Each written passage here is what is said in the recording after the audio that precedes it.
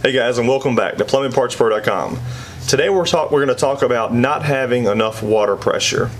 Now there's a few things you can do to increase that water pressure within your faucets in your shower, your bathroom, and your kitchen. So stay tuned and check out this video coming up next.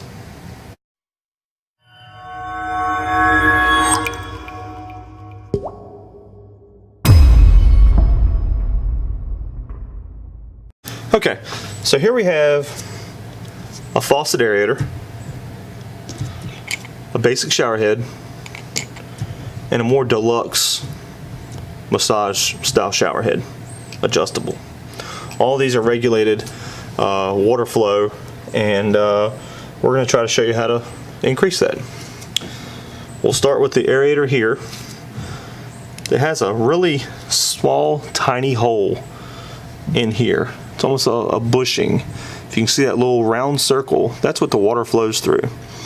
If you take a pick or even an ink pen, stick down in here, and pop that out.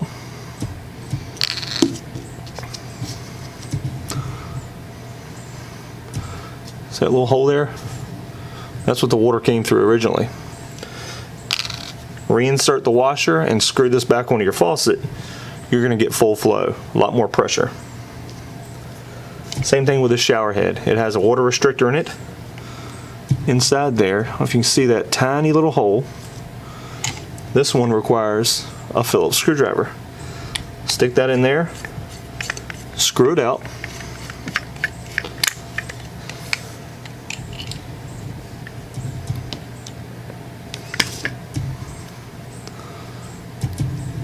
You see that tiny hole?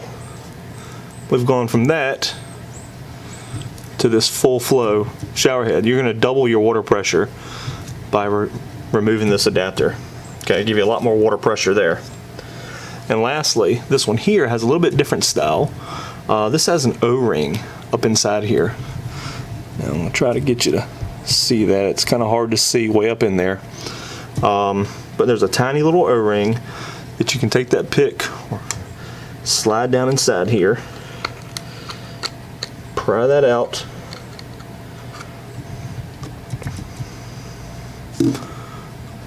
that's so tiny it's a little kind of hard to see. And what that does, that was the restrictor that blocked the flow through the shower head. That will double your water pressure. Okay, I did this in my own home and I was amazed by how much water pressure I got.